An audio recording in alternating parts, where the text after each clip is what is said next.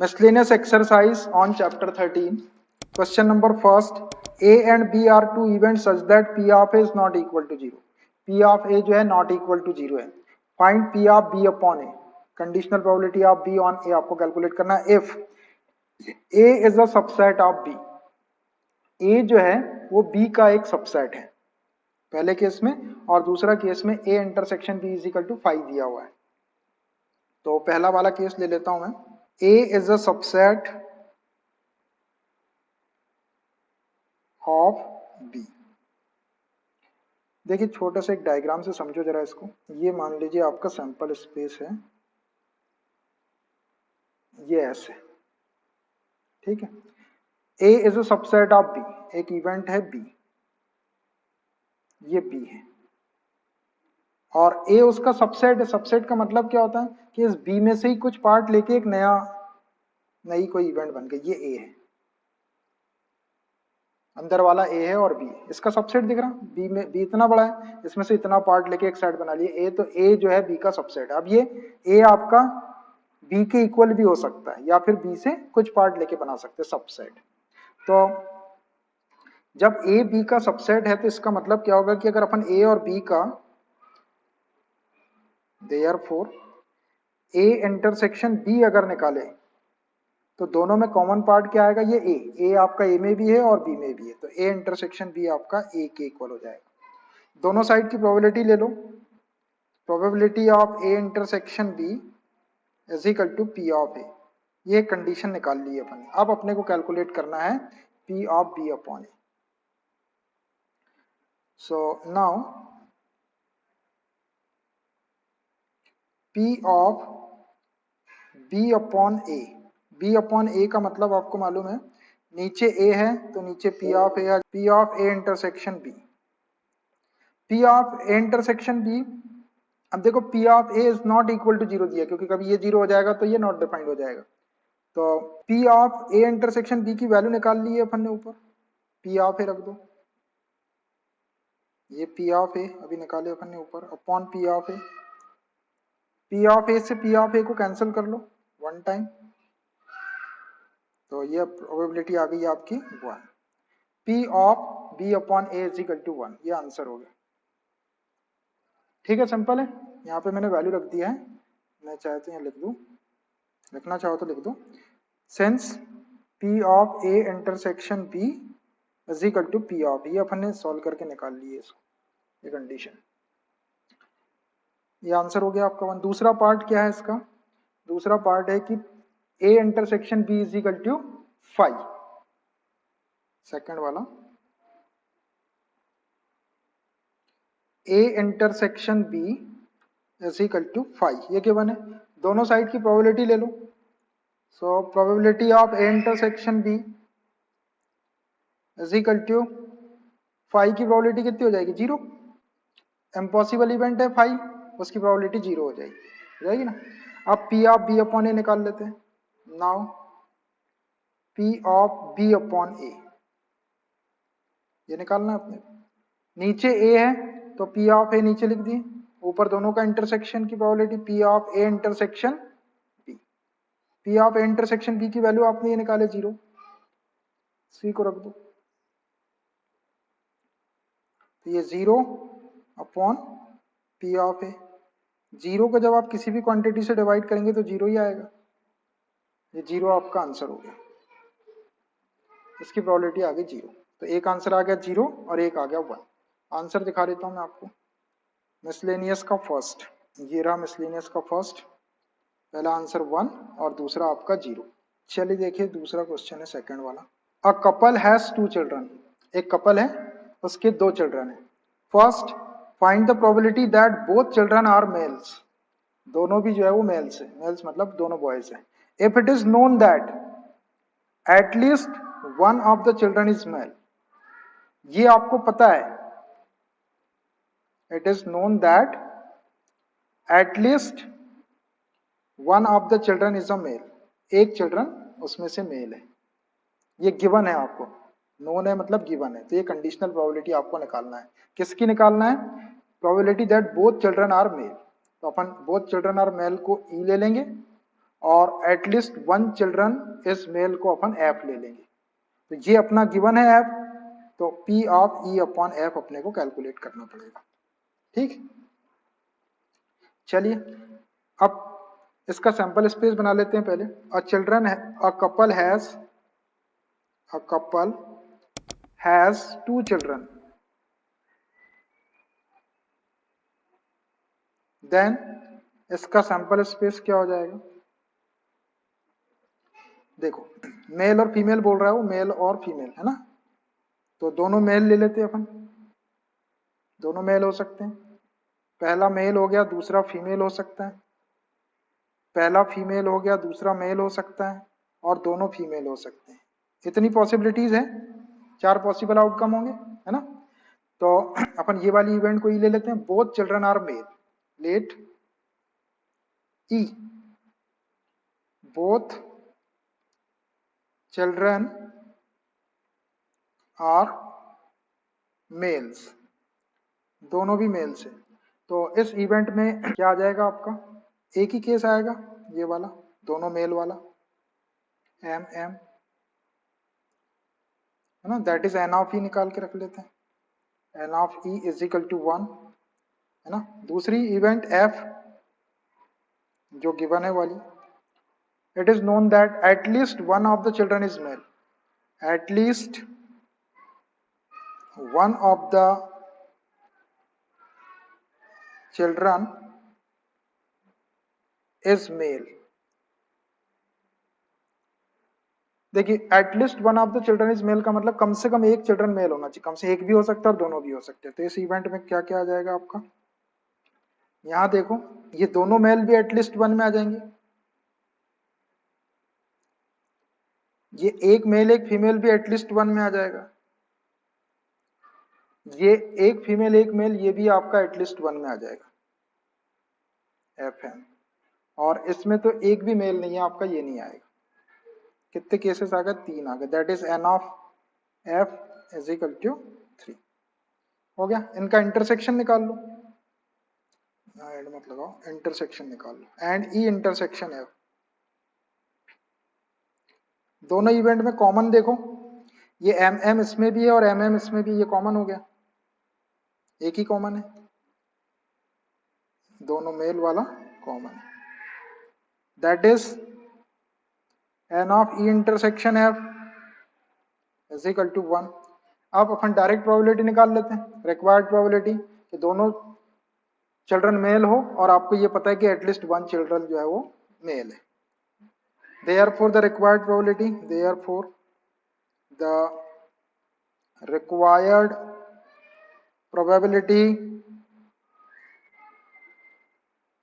is P of E upon F।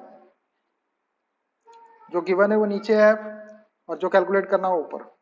इसका formula कैसे लिखते हैं अपन? नीचे F है तो P ऑफ F लिख देंगे, ऊपर दोनों का intersection P of E intersection F।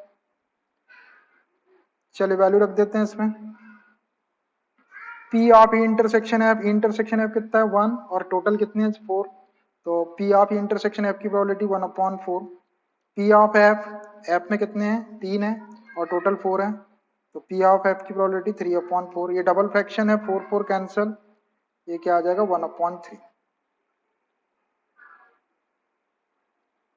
ये 1/3 आपकी रिक्वायर्ड प्रोबेबिलिटी आ गई किस बात की? कि दोनों चिल्ड्रन मेल है और ये गिवन है कि एटलीस्ट वन चिल्ड्रन मेल है। ये पहला पार्ट हो गया। ऐसे ही इसका दूसरा पार्ट भी है, सेकेंड वाला, find the probability that both children are females, दोनों फीमेल हैं। It is known that elder children is a female, elder मतलब बड़ा वाला, जो पहला लिखा रहता है वो एल्डर चिल्ड्रन है ना, वो आपका फीमेल होना चाहिए।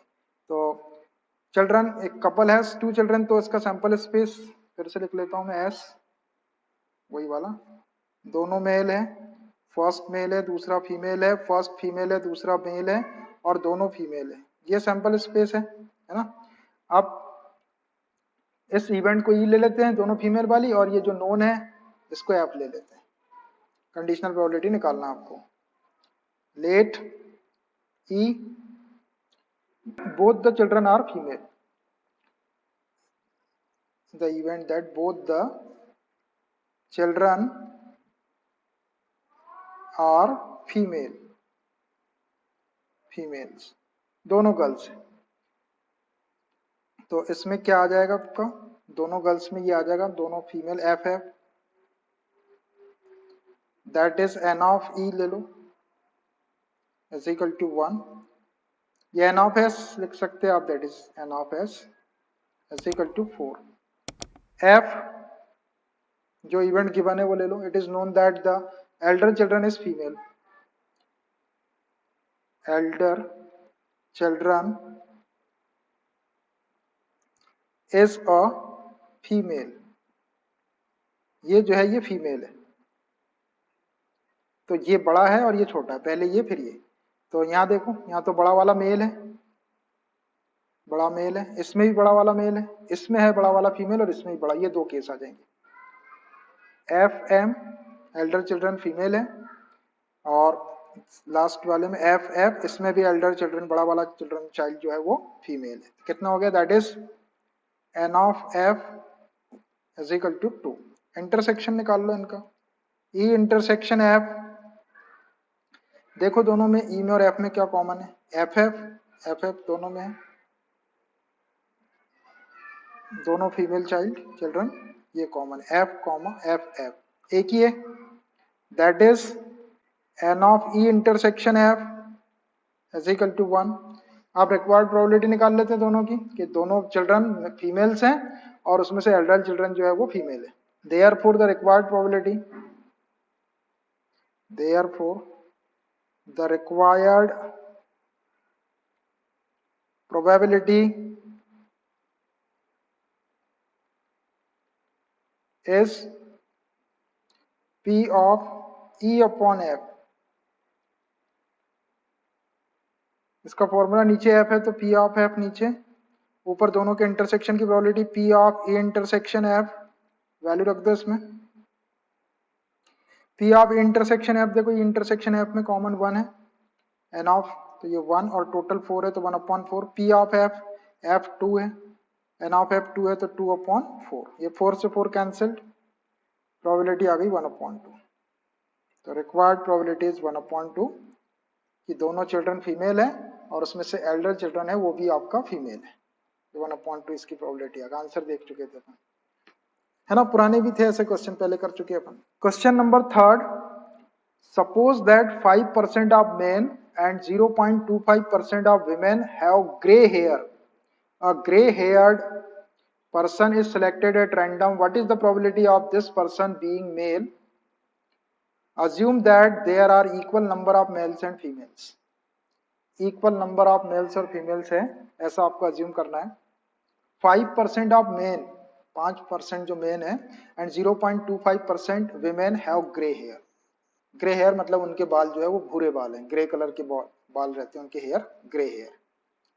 अ grey hair person is selected, एक ग्रे हेयर पर्सन वाला, भूरे बाल वाला पर्सन को सिलेक्ट किया गया। What is the probability that this person being male, तो उस पर्सन के मेल या मेल होने की या बॉयज होने की प्रोबेबिलिटी आपको कैलकुलेट करना है। What is the probability that, probability of this person being male, वो पर्सन मेल है और उसके जो बाल है वो ग्रे, मतलब ग्रे हेयर वाली इवेंट आपको गिवन है, तो एक ग्रे हेयर पर्सन जो है ये अपनी इवेंट रहेगी ए, ग्रे हेयर पर्सन, इसको अपन ए ले लेंगे, ये ए इवेंट है अपनी, ठीक। अब मेन और विमेन ये दो इवेंट है, एक को E1 ले लेते और एक को E2 ले लेते। आपको ये कैलकुलेट करना है कि probability that of this person being male, वो आदमी मेल है, वो मेल है पर्सन और उसके हेयर जो है वो ग्रे, मतलब P ऑफ ग्रे हेयर वाले को ए लिए और मैन को E1 लेते, तो E1 अपॉन ए, ये आपको कैलकुलेट करना है कैसे, बेस थ्योरम से। चलिए लिखता हूं मैं तो ये और क्लियर हो जाएगा, सिंपल ही है ये question. Let E1 event male, ये मेल है, आदमी है, एंड E2 फीमेल, महिला है ये कोई, है ना, भूरे बाल वाले लोग देखे होंगे आपने, है ना? तो इनकी प्रोबेबिलिटी क्या हो जाएगी, अब यहाँ आखिरी में लिख भी दिया है इसने कि assume that there are equal number of males and, जितने मेल है उतने फीमेल भी, तो मेल और फीमेल दो है आपके पास में यहाँ पे, तो दो में से एक को सिलेक्ट करने की प्रोबेबिलिटी पी ऑफ E1 कितना हो जाएगा, मेल, अगर अपन मेल को सिलेक्ट करें तो उसकी प्रोबेबिलिटी 1/2, एंड फीमेल को अगर सिलेक्ट कर रहे हैं तो पी ऑफ E2 ये भी आपका 1/2 हो जाएगा। देखो दो है यहाँ पर और एक एक लेंगे तो 1/2 इसकी प्रोबेबिलिटी आ गई। अब वो जो अपनी थर्ड इवेंट रहती है ए, उसको सपोज करते हैं अपन ए। ए क्या इवेंट है वो, grey heard person, grey heard person, भूरे बाल वाला पर्सन, ग्रे हेयर्ड पर्सन, ये ग्रे हेयर्ड पर्सन। ठीक, तो अब हम इनकी प्रोबेबिलिटी निकाल लेते हैं कि वो ग्रे हेयर पर्सन है और वो मेल है इसकी, और ग्रे हेयर पर्सन है और वो फीमेल है। तो P ऑफ A/E1 देखना, नीचे मेल है ये अपने को पता है और उसके हेयर ग्रे, इस बात की प्रोबेबिलिटी यदि ये 5% of men have grey hair, men है वो मेल है और उनके हेयर भी ग्रे है, ये 5% होगी इसकी प्रोबेबिलिटी, 5%, या 5% को लिख सकते हैं अपन 5/100। रहने दो इसको ऐसे ही रहने दो, कैंसिल करना चाहे तो कर सकते हैं, रहने दो ऐसे ही, बाद में करेंगे।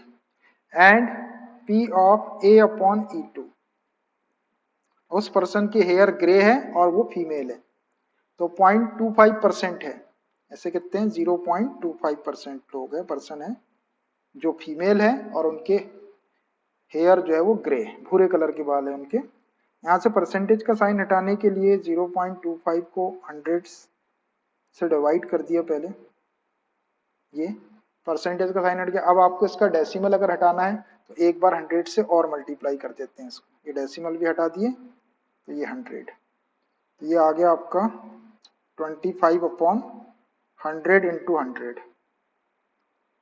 ऐसा आ गया। रहने दो इसको अपन बेस थ्योरम में वहां सॉल्व कर लेंगे, अभी मत करो, और करना हो किसी को तो वो कर ले।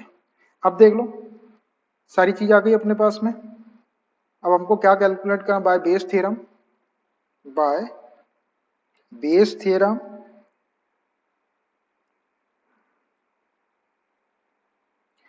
द रिक्वायर्ड प्रोबेबिलिटी लिख लो, या probability of the person being male, the required probability लिख लेता हूं मैं, the required probability is P of, देखो उसके हेयर जो है वो ग्रे है और वो क्या है, मेल है, बीइंग मेल, तो E1। कभी इसी क्वेश्चन में वो ऐसा भी पूछ सकता है कि ग्रे हेयर वाला जो पर्सन है वो फीमेल है, तो फिर आपको E2/A लेना पड़ेगा। चलिए इससे बेस थ्योरम का फॉर्मूला बना लेते हैं, याद है आपको बनाना, E1 है, E1 से स्टार्ट करो, P of E1 into P of A/E1, नीचे टोटल प्रोबेबिलिटी से E1 से स्टार्ट करके E2 तक ले जाओ, P of E1 P of A/E1 plus P of E2 into P of A/E2, रख दो इसमें वैल्यू रख देते हैं इसमें। P ऑफ E1 और P ऑफ E2 की वैल्यू 1/2 है,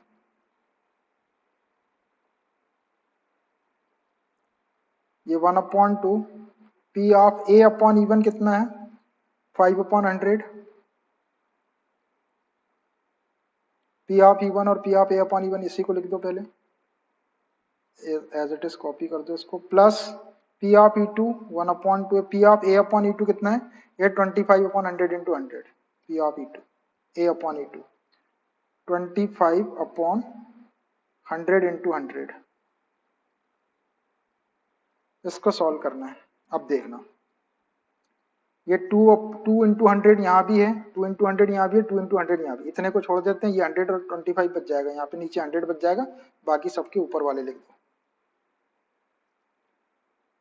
2 इंटू 100 कैंसिल हो गया आपका, यहाँ 5 बचा, नीचे से 2 इंटू 100 कैंसिल हो गया, कॉमन निकाल के 5 बचा, ये 2 इंटू 100 कैंसिल हो जाएगा, 25/100 बचेगा, ध्यान से जरा 25/100, 25 से इसको 4 टाइम कैंसिल कर लो, ये 1/4 बच जाएगा,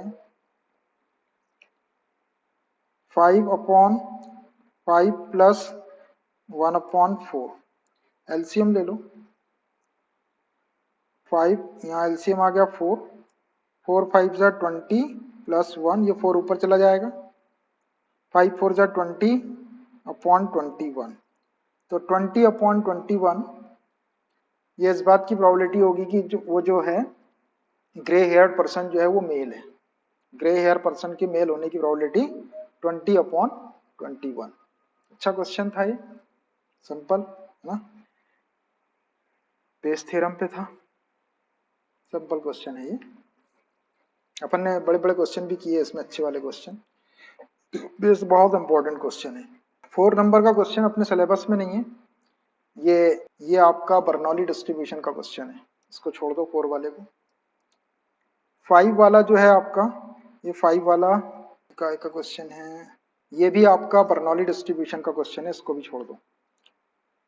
बायनोमियल डिस्ट्रीब्यूशन का या बर्नौली डिस्ट्रीब्यूशन एक ही बात है।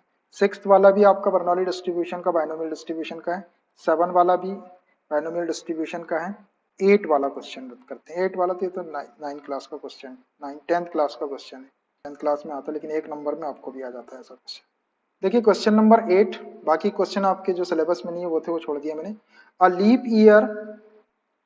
Leap year is selected at random, what is the chance that it will contain 53 Tuesdays. एक लीप ईयर को सिलेक्ट किया गया at random, what is the chance, chance मतलब probability, that it will contain 53 Tuesday, उसके अंदर 53 Tuesday होंगे, इस बात की प्रोबेबिलिटी कितनी होगी, 2/7 होगी। चलिए करते हैं इसको। लीप ईयर में कितने डेज होते हैं, लीप ईयर में 366 डेज होते हैं, इसमें जो फेब होती है वो 29 डेज की होती है। अभी जो 2020 में जो फरवरी गई आपकी, वो आपकी 29 डेज की थी, उसमें 2020 में 21 की फरवरी चली गई, इसमें 28 डेज की थी।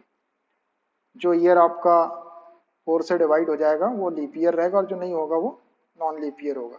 तो लीप ईयर के अंदर 366 डेज होते हैं। अब ये 366 डेज को अपन ऐसा लिख सकते हैं, इसमें 52 कंप्लीट वीक्स होते हैं, कंप्लीट वीक्स इंटू 7, और एक वीक में 7 डेज होते हैं। तो 7 का मल्टीप्लाई करेंगे आप इसमें, 7 2 जा 14, 7 5 जा 35, 1 36, 364 डेज। तो 52 इंटू 7 करेंगे तो 364, ये 364 डेज आपके 52 वीक्स में आते हैं, और हर एक वीक में एक डे 1 बार आता है, मतलब 52 ट्यूसडे तो होंगे ही होंगे। अब इसमें 2 दिन एक्स्ट्रा बच गए आपके लीप ईयर में, बच गए ना, 366 में से 364 माइनस करेंगे तो 2 डेज बच गए आपके, एक्स्ट्रा 2 डेज आ गए यहाँ पर, एक्स्ट्रा 2 डेज। अब ये जो 2 डेज है इसमें होंगे ट्यूसडे, उन ट्यूसडे की आपको प्रोबेबिलिटी निकालना है।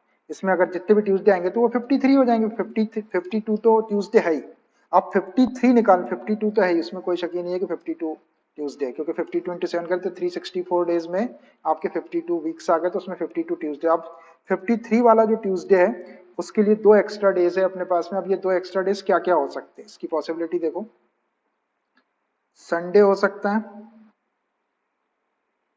मंडे हो सकता है, ये 2 डे, एक संडे मंडे, या मंडे ट्यूसडे हो सकते हैं 2 डेज जो है, या ट्यूसडे वेडनेसडे हो सकते हैं 2 डे, या वेडनेसडे थर्सडे हो सकते हैं, या थर्सडे और फ्राइडे हो सकते हैं, या फ्राइडे और सैटरडे हो सकते हैं, फ्राइडे और सैटरडे, या सैटरडे और संडे हो सकते हैं, सैटरडे और संडे भी हो सकता है। अब फिर से संडे मंडे करेंगे तो रिपीट हो जाएगा। ये कितने केसेस बन गए यहाँ पे, 1 2 3 4 5 6 7, 2 एक्स्ट्रा डेज में आपका ये कितना आ गया आपका n ऑफ s 7 पॉसिबिलिटीज है 2 डेज की। आप देखो इसमें फेवरेबल ट्यूसडे के फेवर में कौन कौन है, ट्यूसडे के फेवर में एक तो ये वाला केस है, एक मंडे और एक ट्यूसडे, दोनों हो सकते हैं, 2 दिन मंडे ट्यूसडे आ गए उसमें 2 लगातार, तो ट्यूसडे आ जाएगा तो 53 ट्यूसडे हो जाएंगी, या फिर ट्यूसडे और वेडनेसडे वाला ये आ गया। तो अब देखो ये 2 में ही ट्यूसडे है, इसमें और इसमें, अब किसी में ट्यूसडे नहीं है, मतलब 2 फेवरेबल केसेस है ट्यूसडे के। तो 53 संडे होने की, ट्यूसडे होने की जो प्रोबेबिलिटी हो जाएगी वो क्या हो जाएगी, 2/7। डायरेक्ट लिख देता हूँ मैं इसको, therefore probability that 53 Tuesday 53 Tuesdays, इसकी प्रोबेबिलिटी हो गई टोटल पॉसिबल आउटकम 7 और फेवरेबल आउटकम 2/7। ऐसा क्वेश्चन जब भी आता है तो इसका 2/7 ही आंसर आता है। ये 10th क्लास में रहता है क्वेश्चन। ठीक है भाई, समझ में आ जाता है। ये लीप ईयर में पूछा उसने, कभी घुमा के ऐसा दे दिया उसने कि नॉन लीप ईयर बोल दिया, और नॉन लीप ईयर में 53 संडे होने की क्या प्रोबेबिलिटी होगी, क्या होगी भाई अगर नॉन लीप ईयर रहता तो?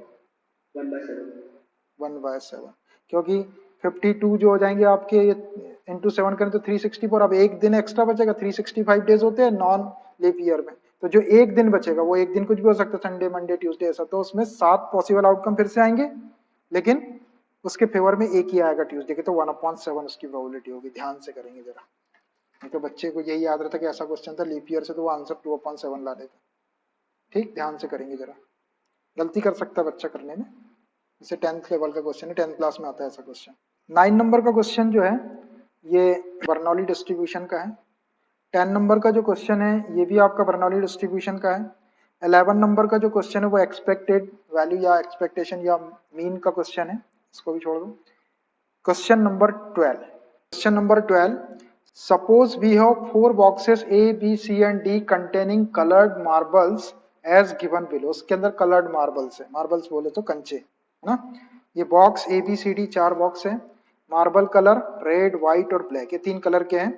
1 6 8 0 6 2 1 6 3 2 1 4, ये मार्बल के कलर दिए बॉक्स के अंदर, ABCD बॉक्स के अंदर। One of the boxes has been selected at random, ये चारों बॉक्स में से रैंडमली एक बॉक्स सेलेक्ट करना है ना, एक बॉक्स आपको सेलेक्ट करना है ना। तो उससे क्या होगा, and a single marble is drawn from it, और उसमें से एक मार्बल आपको निकालना है। If the marble is red, अगर मार्बल रेड है, ये इवेंट आपको गिवन है। कौन सी? रेड मार्बल वाली, ये वाली मार्बल इज रेड। इस इवेंट को अपन क्या ले लेंगे, ए ले लेंगे, भले वहां पे ए दिया हुआ आपको, तो इसको तो अपन E1 E2 E3 E4 लेंगे ऐसा, ये A event. What is the probability that it was drawn from box A, तो वो जो रेड मार्बल है वो बॉक्स ए से निकालेगी, बॉक्स ए की इवेंट को E1 लेंगे तो E1/A कैलकुलेट करना है। बॉक्स बी से अगर निकाली जाए तो बी को अपन E2 ले लेंगे, तो E2/A कैलकुलेट करना। बॉक्स सी से निकाली जाए तो सी बॉक्स वाली इवेंट को E3 ले लेंगे, तो उसकी प्रोबेबिलिटी P ऑफ E3/A। अब उसने डी नहीं पूछा है, उसने डी इसलिए नहीं पूछा कि डी में जो है वो रेड मार्बल है ही नहीं, 0 रेड मार्बल है, इसलिए रेड मार्बल की प्रोबेबिलिटी आएगी नहीं, इम्पॉसिबल इवेंट हो जाएगी, है ना। इसलिए उसने पूछा नहीं, 3 पूछा है तो अपन तीनों 1 बाय 1 निकाल दें, मतलब ये 3 क्वेश्चन आ गए इसके अंदर। ठीक है, तो सबसे पहले अपन क्या करते हैं कि ये इवेंट को कंसीडर कर लेते हैं। Let E1 selecting box A, selecting box A box को सिलेक्ट करने की इवेंट को E1 ले लिया। E2 selecting box B, B box को सिलेक्ट करने वाली इवेंट को E2। E3 selecting box C, and E4, ये मैंने इक्वल टू के साइन लगा दिया, इक्वल टू मत लगाओ, E1 E2 E3 और ये E4 सेलेक्टिंग बॉक्स डी, ये 4 इवेंट ले लिया मैंने। ठीक है, अब ये 4 इवेंट में हमको करना क्या है कि एक रेड मार्बल आपके निकाली जा रही है ना, 4, ये E1 E2 E3 है। अब one of the box has been select, अभी 4 बॉक्स में से एक बॉक्स आपको सेलेक्ट करना है, तो इसकी प्रोबेबिलिटी क्या हो जाएगी, P of E1, total box 4 है 4, उसमें से एक बॉक्स सेलेक्ट करने का 1/4। ऐसे ही P of E2 P of E3 सब यही आ जाएगी 1/4। P of E2 B box को सेलेक्ट करते हैं तो इसकी प्रोबेबिलिटी भी 1/4। P ऑफ E3 अगर अपन C बॉक्स को सेलेक्ट करते हैं तो उसकी probability 1/4, and P of E4 अगर D बॉक्स को सेलेक्ट करते हैं तो उसकी प्रोबेबिलिटी भी 1/4। इकट्ठे भी लिख सकते हैं, P of E one is equal to P of E two is equal to P of E three is equal to P of E four is equal to 1/4 1/4। अब एक इवेंट लिए अपन ने A, getting red ball, red ball, जो एक ball निकाली जा रही है वो रेड बॉल है, इस इवेंट को ए ले, तब इसकी probability P of A upon E one, जो ए बॉक्स है, जो इवन इवेंट है, ए बॉक्स में से एक रेड बॉल निकालने की प्रोबेबिलिटी कितनी होगी, इवन पता है अपने को, देखो अब बॉक्स के अंदर ये है आपका ए बॉक्स है ना, ए बॉक्स में टोटल नंबर ऑफ बॉल्स कितनी, 1 + 6 7 + 3, कितना हो गया 7 3 10 बॉल्स है टोटल, और इसमें रेड कितनी है 1, तो इसकी प्रोबेबिलिटी क्या हो जाएगी 1/10, हो गई 1/10। एक रेड बॉल बॉक्स ए में से निकालने की प्रोबेबिलिटी 1/10, रेड बॉल एक ही है उसके अंदर, टोटल 10 है। ऐसे ही P of A upon E two, वो रेड बॉल किस में से निकाल रहे हैं, सेकंड बॉक्स में से निकाल रहे हैं, बी बॉक्स में से निकाल रहे हैं, तो बी बॉक्स देखो ये है बी बॉक्स, टोटल बॉल कितनी है 6 + 2 8 8 + 2 10 है, टोटल 10 है, और रेड बॉल कितनी है 6, तो प्रोबेबिलिटी क्या हो जाएगी 6/10, रहने दो ऐसे, इसको बाद में कैंसिल करेंगे। P of A upon E three, अगर वो रेड बॉल अपन सी बॉक्स में से निकाल रहे हैं तो इसकी प्रोबेबिलिटी क्या होगी, सी बॉक्स के अंदर देखो 8 + 1 9 + 1 10 हो गया, और रेड बॉल्स कितनी है 8, तो 8/10 इसकी प्रोबेबिलिटी होगी, 8/10। अगर ये रेड बॉल को अपन फोर्थ बॉक्स में से निकालते हैं, डी बॉक्स में से, तो इसकी प्रोबेबिलिटी देखो 0 6 और 4 10, टोटल 10 है, और रेड कितनी है 0, तो 0/10, 0/10 को अपन 0 बोल सकते हैं, 0/10 को 0 लिख दिए अपन ने, 0/10 वो 0 है। ठीक है, सारी चीजें निकल गई अपनी, बेस थ्योरम बनता है अब यहाँ पे, तो by using Bayes theorem required probability क्या हो जाएगी, अब अलग अलग निकालना है, ए में से निकालना है, ए बॉक्स में से निकालना है, बी बॉक्स में से, सी और डी में नहीं बोला, 3 बॉक्स में से बोला है।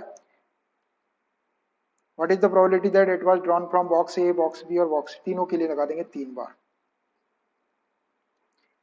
There bye Bayes theorem, by Bayes theorem the required probability, the required probability is P of E1 upon A, वो जो रेड बॉल है वो E1 बॉक्स में से, ए बॉक्स में से निकाली जा रही है, ए बॉक्स ए में से निकाली जा रही है, तो उसकी probability P of E1 upon A। अब देखिए ऊपर आपका E1 लिखा हुआ है, तो P of E1 से स्टार्ट करो into P of A upon E1, ऐसा, और नीचे टोटल प्रोबेबिलिटी के थ्योरम से सबको प्लस कर दो, चारों इवेंट की probability, P of E1 into P of A upon E1 plus P of E2 into P of A upon E2 plus P of E3 into P of A upon E3 plus P of E4 into P of A upon E4, ये लिख दिया मैंने सब, इसमें value रखना आपको, रख देते हैं इसमें वैल्यू।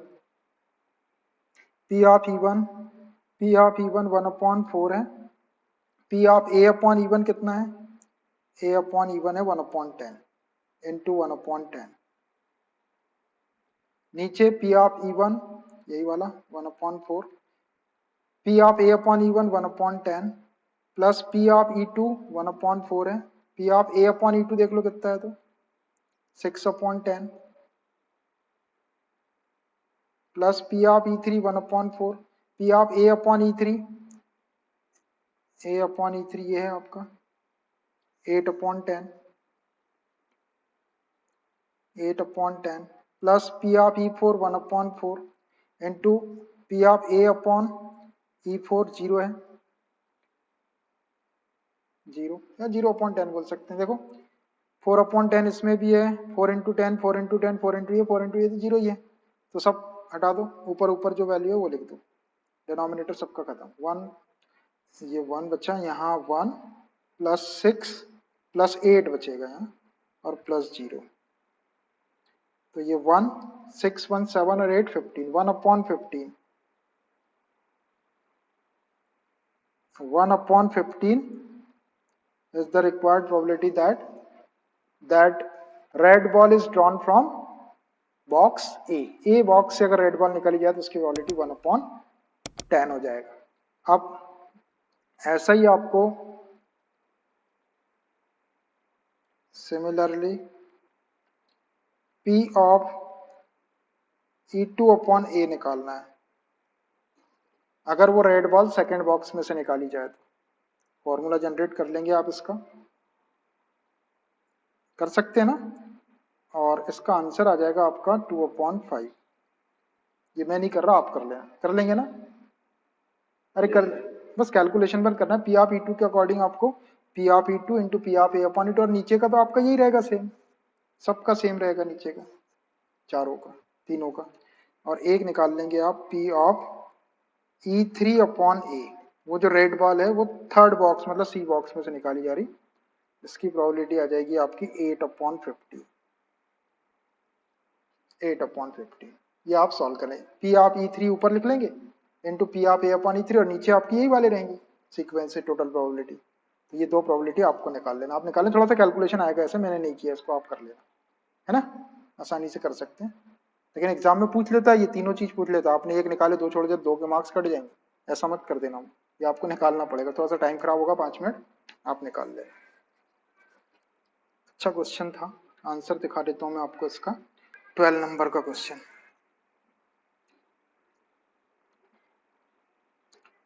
ये रहा 1/15, 2/5 और 8/15, सही लिखा ना, मैंने क्या आंसर गलत तो नहीं लिख दिया, 2/5 और 8/15, ठीक। अब इसमें देखने लायक बात ये थी कि उसने डी बॉक्स में से इसलिए नहीं निकलवाया, उसमें जीरो बॉल है ही नहीं, रेड बॉल है ही नहीं उसके अंदर, और अगर पूछ ले कभी डी बॉक्स में से भी निकालने के लिए तो P ऑफ E4/A, तो ये ऊपर जीरो आ जाएगा आपका, P ऑफ ये वाली प्रोबेबिलिटी जीरो है आपकी, कहाँ गई हो ये वाली, तो जब इसका इंटू आप 1/4 में ऊपर करेंगे तो न्यूमरेटर जीरो हो जाएगा, और जीरो को डिवाइड करें तो पूरा ही जीरो आ जाएगा, इसलिए पूछा नहीं, पूछ भी सकता है कभी कि डी बॉक्स में से रेड बॉल निकालने की प्रोबेबिलिटी, जो इम्पॉसिबल इवेंट है, डी बॉक्स में रेड बॉल है ही नहीं तो निकलेगी कहाँ से। अब जरूरी नहीं है कि रेड बॉल वाला, वो ब्लैक बॉल भी पूछ सकता है, व्हाइट बॉल भी पूछ सकता है, किसी का भी प्रोबेबिलिटी पूछ सकता है, अपने को कॉन्सेप्ट समझना है कि जो बॉल वो पूछ रहा है वो अपनी गिवन इवेंट है और वो नीचे आना चाहिए, और किस बॉक्स में से बोल रहा है उस बॉक्स वाली इवेंट को ऊपर ले लेना आपको, ठीक है, ये अच्छा क्वेश्चन था। अब ये और एक बहुत ज्यादा इंपॉर्टेंट क्वेश्चन है, ये क्वेश्चन बहुत ही ज्यादा इंपॉर्टेंट है एग्जामिनेशन के पॉइंट ऑफ व्यू से, ये भी क्वेश्चन एग्जामिनेशन के पेपर में देखा गया है, योगा और हार्ट अटैक से रिलेटेड है। Assume that the chances of a patient having a heart attack is 40%। आपको ऐसा सपोज करना है कि एक पेशेंट है, उसको हार्ट अटैक आने के जो चांसेस है वो 40% है। It is also assumed that a meditation and yoga course reduce the risk of heart attack by 30%। और ऐसा माना गया, ऐसा एज्यूम किया जाता है कि मेडिटेशन और योगा का जो कोर्स है वो हार्ट अटैक की जो रिस्क है उसको 30% कम कर देता है, 30% हार्ट अटैक आने के चांसेस को कम करता है। And prescription of certain drug, prescription of certain drug का मतलब डॉक्टर लोग जो प्रिस्क्रिप्शन देते हैं, दवाई लिख के देते हैं, उससे reduces its chances by 25%। Doctor के प्रिस्क्रिप्शन से जो ड्रग वो देता है या जो दवाई देता है उससे उस हार्ट अटैक के, उसके हार्ट अटैक के रिड्यूस होने के चांसेस जो है वो 25%, ऐसा एज्यूम किया गया। At a time a patient can choose any one of the two options with equal probabilities। किसी टाइम पर कोई पेशेंट जो है वो any one of the two option, ये दो ऑप्शन है उसके पास में, एक मेडिटेशन और योगा वाला, और दूसरा prescription of certain drug, prescription of certain drug मतलब डॉक्टर की दवाई वाला, दो में से कोई एक ऑप्शन वो चूज कर सकता है with equal probability. It is given that after going through one of the two options, ये गिवन है कि after going through one of the two option, दोनों ऑप्शन में से किसी एक ऑप्शन के थ्रू जाने पर the patient selected at random suffers a heart attack. Patient क्या करता है कि दो ऑप्शन है उसके पास में, योगा मेडिटेशन वाला और प्रिस्क्रिप्शन ऑफ ड्रग्स वाला, तो दोनों में से किसी एक को सिलेक्ट करता है रैंडमली, फिर भी उसको जो है हार्ट अटैक आता है। At random suffers a heart attack, उसको हार्ट अटैक फिर भी आता है। So find the probability that patient followed a course of meditation and yoga. तो आपको इस बात की प्रोबेबिलिटी कैलकुलेट करना है कि उसने कोर्स ऑफ मेडिटेशन और योगा को अप्लाई किया या इसको फॉलो किया, फिर भी उसको हार्ट अटैक आया। तो यहाँ पर अपनी जो थर्ड इवेंट है जो गिवन है, यहाँ लिखा भी है given that after going through one of the two options selected at random suffers a heart attack. ये जो सफर्स अ हार्ट अटैक है, ये वाली जो इवेंट है, ये ए इवेंट है। अब रही दो चीजों की बात, योगा और मेडिटेशन वाले कोर्स को अपन इवन इवेंट ले लेंगे, और जो डॉक्टर का प्रेस्क्रिप्शन है, प्रेस्क्रिप्शन ऑफ ड्रग्स, उसको अपन E2 इवेंट ले लेंगे। तो फाइनली अपने को कैलकुलेट क्या करना है, फाइनली कैलकुलेट करना है कि probability that the patient followed a course of meditation and yoga. उस पेशेंट ने योगा और मेडिटेशन के कोर्स को फॉलो किया, फिर भी उसको हार्ट अटैक आया, मतलब उसको हार्ट अटैक आता है, ये इवेंट आपको पता है, ये ए नीचे आ जाएगा। और योगा मेडिटेशन वाली इवेंट को E1 ले ले तो P ऑफ E1 अपॉन ए, ये प्रोबेबिलिटी आपको कैलकुलेट करना है बेस थ्योरम से। ठीक, तो अब ये प्रोबेबिलिटीज अपने को लिखना, वो क्वेश्चन पढ़ने के बाद आपको समझ में आता है कि दो टाइप के कोर्स हैं, एक को E1 इवेंट ले लेते हैं, एक को E2 ले लेते हैं, और जो गिवन है वो है सफर्स अ हार्ट अटैक, इस इवेंट को ए ले लेते हैं। फाइनली आपको कैलकुलेट करना है कि उस पेशेंट को हार्ट अटैक आया और उसने मेडिटेशन और योगा का कोर्स फॉलो किया था, मतलब उसको हार्ट अटैक आना ही है। योगा और मेडिटेशन और डॉक्टर का जो प्रेस्क्रिप्शन ऑफ ड्रग्स जो है, वो हार्ट अटैक के चांसेस को केवल रिड्यूस करता है, कम करता है, खत्म नहीं करता है ना, कम करता है उसको, खत्म नहीं करता।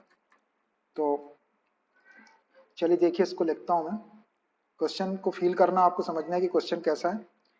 अब देखिए, लेट दो इवेंट E1 और E2 ले लेते हैं पहले, बहुत ही बेहतरीन क्वेश्चन है ये। Let E1 is an event meditation and yoga course, meditation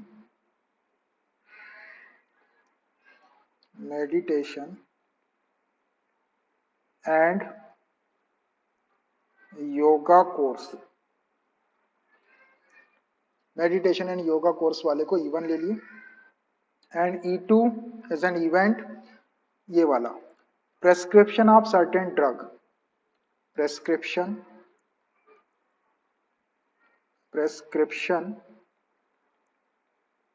of certain drug, prescription of certain drug, कोई दवाई की चिट्ठी लिख दिया डॉक्टर ने, वो प्रेस्क्रिप्शन, डॉक्टर की सलाह से जो ड्रग लेते हो। ठीक, अब इनकी प्रोबेबिलिटी लिखते हैं अपन पहले, और फिर अपन ए इवेंट, तो मैंने बता दिया आपको, suffers a heart attack, heart attack से वो सफर करता है वाली इवेंट आ जाएगी। P of E1, P of E1 क्या हो जाएगा,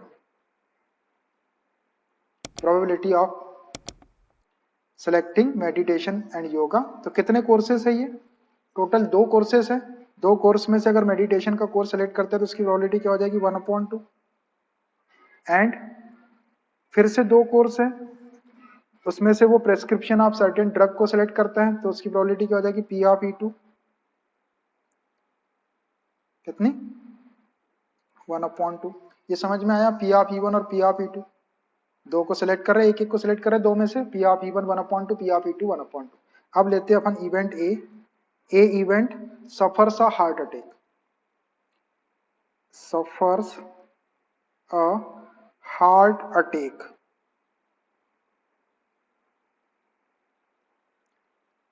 हार्ट अटैक से पीड़ित रहता है या हार्ट अटैक उसको होता है, सफर्स अ हार्ट अटैक, उसको हार्ट अटैक आता है।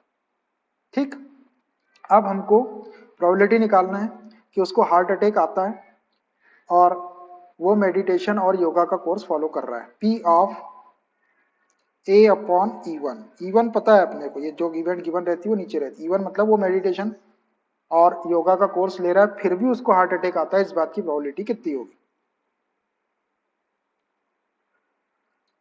देखना। क्वेश्चन पढ़ता हूं मैं। Assume that the chances of patient having a heart attack is 40%, उसको हार्ट अटैक आने के चांसेस 40% है। ठीक, 40% चांसेस है कि उसको हार्ट अटैक आएगा। तो ये 40/100, अभी इतने से काम नहीं हो रहा। अभी अब जब उसने मेडिटेशन का कोर्स यूज कर रहा है, तो ये क्या कर रहा है मेडिटेशन का course, assume that meditation and yoga course reduce the risk of heart attack by 30%। ये 30% हार्ट अटैक के चांसेस को रिड्यूस कर रहा है, खत्म नहीं कर रहा है। तो ये 40% तो उसको पहले से चांसेस थे हार्ट अटैक आने के। अगर वो मेडिटेशन और योगा का कोर्स ले लेता है तो 30% जो है वो उसके चांस कम हो जाएंगे, तो भी उसको 70% चांसेस रहेंगे। इनटू 70%, 70/100। अब इसको समझना आप, ये है आपका कि उस पेशेंट को हार्ट अटैक आता है, हार्ट अटैक आता है, और जबकि वो योगा और मेडिटेशन का कोर्स फॉलो कर रहा है। तो अब देखो, उसको हार्ट अटैक आने के चांसेस 40% है, मतलब 40% चांस तो है, ये 40/100 इतने चांस उसके है काय के हार्ट अटैक आने की। लेकिन अगर वो मेडिटेशन और योगा को फॉलो करता है तो वो 30% रिड्यूस कर देता है हार्ट अटैक के चांसेस को, तो वो 70% तो उसको चांसेस फिर भी रहेंगे। तो ये 70/100 का जब अपन इसमें मल्टीप्लाई करेंगे तो ये जो टोटल चांसेस थे आपके 40%, ये थोड़े से कम हो जाएंगे। क्यों कम हो जाएंगे? क्योंकि देखो, अभी जब अपन इसका मल्टीप्लाई नहीं कर रहे हैं इसके अंदर, तो ये 40/100 का मतलब क्या होता है कि इसमें 1 का मल्टीप्लाई हो रहा है। 40/100 का मतलब कि 1 का मल्टीप्लाई, 40% चांसेस उसको है। लेकिन जब अपन ये 1 के प्लेस पे 7/100 का मल्टीप्लाई करेंगे तो देखो, 70 को जब 100 से डिवाइड करें तो 0.7, तो जहां अपन 40% में 1 का मल्टीप्लाई कर रहे थे, वहां अपन 0.7 का मल्टीप्लाई करेंगे। 40% में 0.7 का मल्टीप्लाई करेंगे तो कितना हो जाएगा? 7 चौक 28, ये 28% रह जाएगा। 28% चांसेस होंगे कि उसको हार्ट अटैक आएगा। लेकिन कब? जब वो मेडिटेशन और योगा का कोर्स फॉलो करे। बात समझ में आ रही? मैंने 70/100 का मल्टीप्लाई यहाँ पे किया, इससे क्या हुआ कि ये जो 40% था आपका, 40/100 का मतलब क्या है? ये 40% है।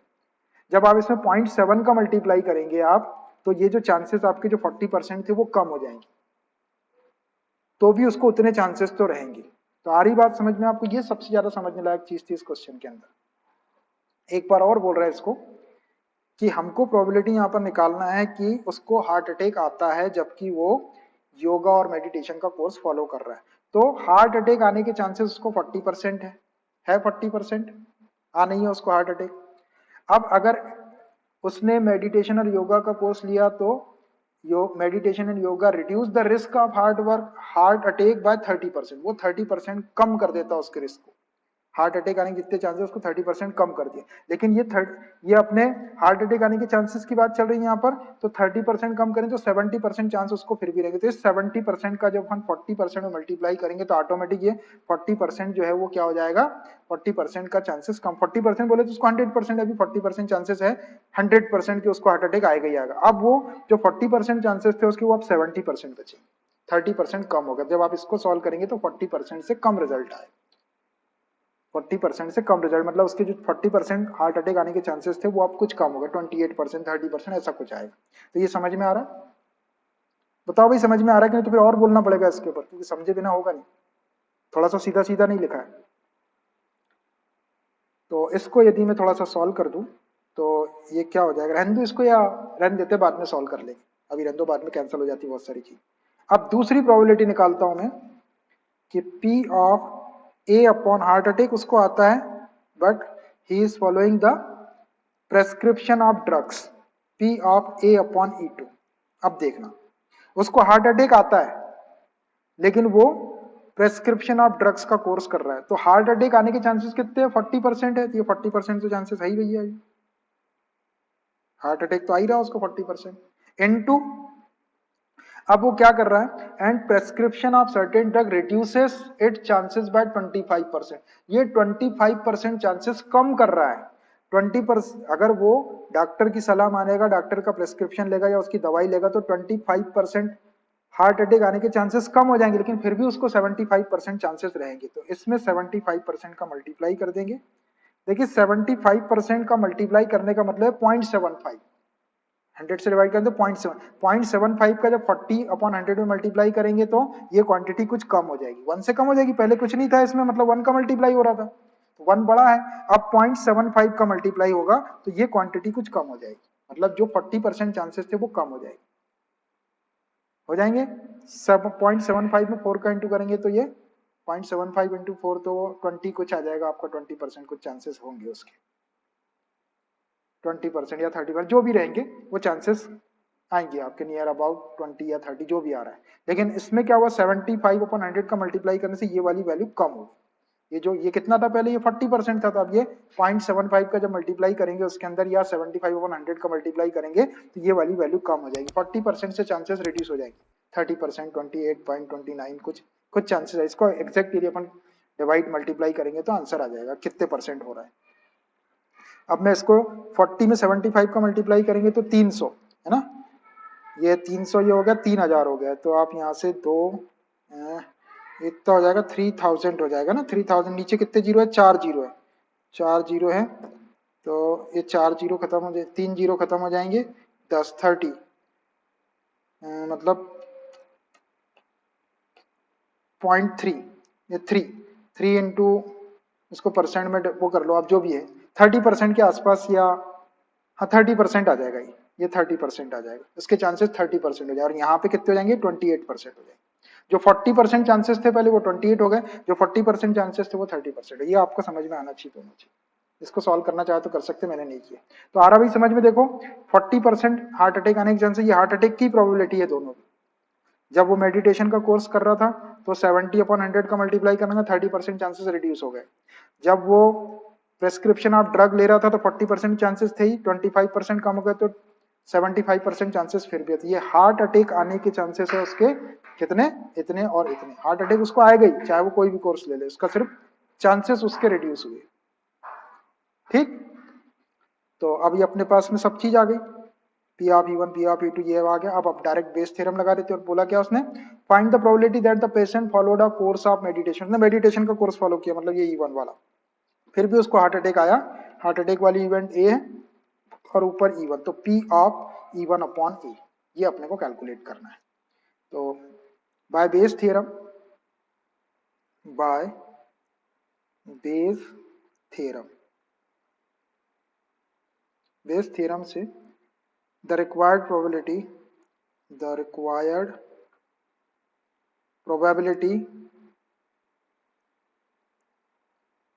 is P of E1 upon A. उसको हार्ट अटैक आया और उसने मेडिटेशन और योगा वाला कोर्स लिया था। देखिए ऊपर E1 लिखा हुआ है, तो P ऑफ E1 से स्टार्ट करो, P of E1 into P of A upon E1, नीचे टोटल प्रोबेबिलिटी से P of E1 into P of A upon E1 plus P of E2 into P of A upon E2, रख दो इसके अंदर value.